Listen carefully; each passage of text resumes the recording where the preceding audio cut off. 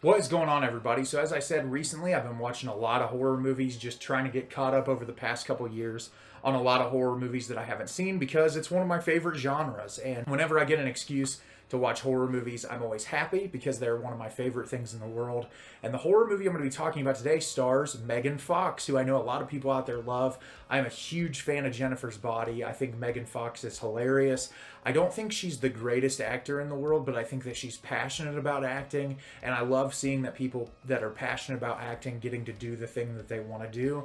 And so I really wanted to check this out. It was on Netflix, and I heard a lot of people discussing it, and the film I'm going to be talking about today is Till Death. Till Death is directed by S.K. Dale. After a romantic evening at their secluded lake house, a woman wakes up handcuffed to her dead husband. Trapped and isolated in the dead of winter, she must fight off hired killers to escape her late spouse's twisted plan. So like I said, a lot of people were really excited about this movie when it was announced because Megan Fox had not acted in a movie in a really long time, and people were really excited to see what her return to screen performance would be like. And this is a movie that anytime there's like a premise like this, I'm always excited to watch it. It's felt very Gerald's Game, but in a different way, combined with a lot more cat and mouse thriller type of thing. And this movie wasn't very good. I'm not going to say it's horrible.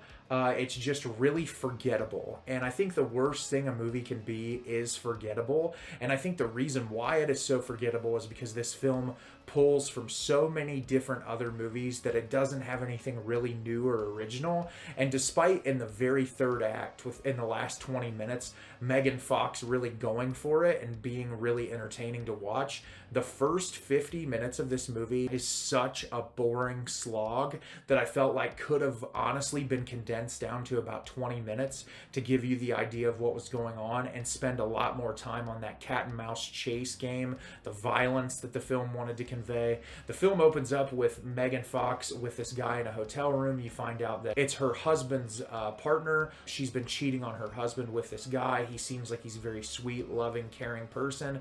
And then she goes to meet her husband for an anniversary dinner, and you find out he is the biggest douchebag on the entire planet. She like buys him Super Bowl tickets and he just leaves them at the table because he doesn't care. He seems like a misogynist, a horrible, hateful human being.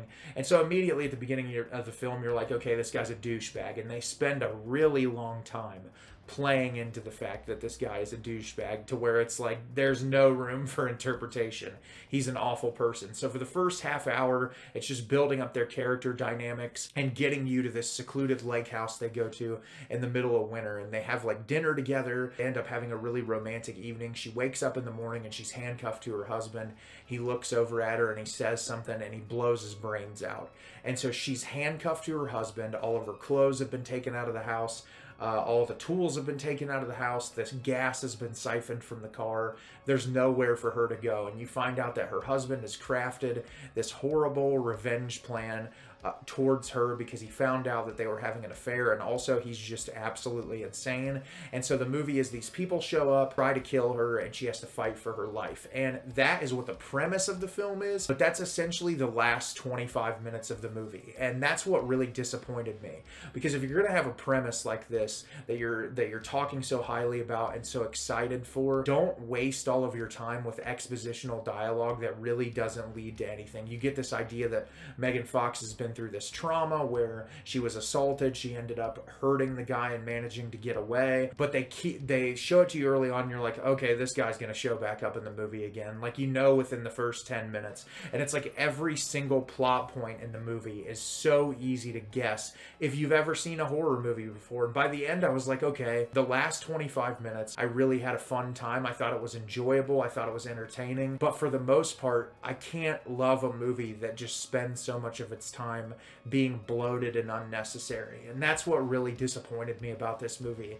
And I don't think it's unwatchable by any means, but I think there are so many other films out there that provide, like I said, look at a film like Gerald's Game, or another Mike Flanagan film, Hush, that's more of like a cat and mouse game that's executed so much better. The cinematography is more intentional. The suspense is built so much better. There's more of an emotional impact in those movies. I would rather rewatch those 20 times than watch this movie again. So So have you seen Till Death? Did you love it? Did you hate it? Leave me a comment down below. Let me know what you thought. I thought this movie was not very good, and I think that there are a lot of films out there that are way better, and you should watch those instead. As always, if you can like the video and subscribe to the channel, it helps me out a lot and lets me know the type of content you're looking for. I'm always putting out new material and look forward to getting more out for you in the near future. And as always, everyone, thank you so much for watching, and have a great rest of your day.